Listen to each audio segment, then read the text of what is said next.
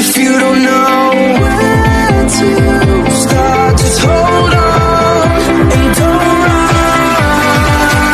No, we're looking back, we messed around, but that was then, and this is now. All we need's enough love to hold on. Alhamdulillah hari ini acaranya yang ke-6, kompetisi yang ke-6 semenjak 2021. Ini yang ke-6, kebetulan 2024 kita nggak buat karena ada all election.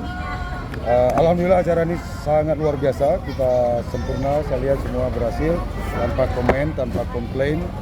Alhamdulillah berjalan dengan lancar, semua anak puas, dan kategori kali ini pun banyak, ditambah dengan mahasiswa.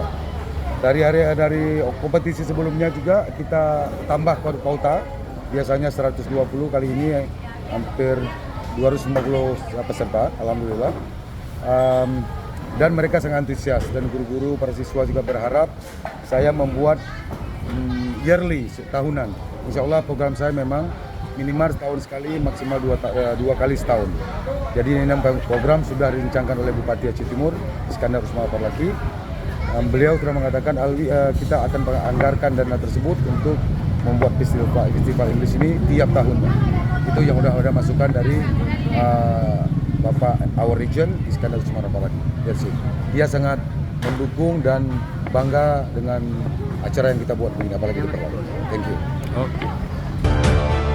Terima kasih semua Bapak Ibu sekalian, adik-adik yang saya cintai, baik yang dari Aceh Timur maupun yang dari luar Aceh Timur.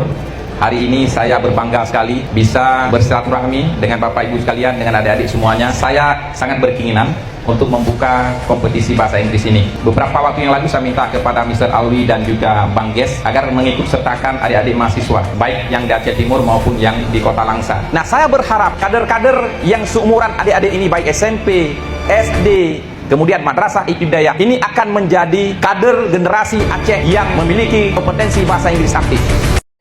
Dari Info Aceh Timur, kemudian dari SCTV dan juga dari Serambi Indonesia.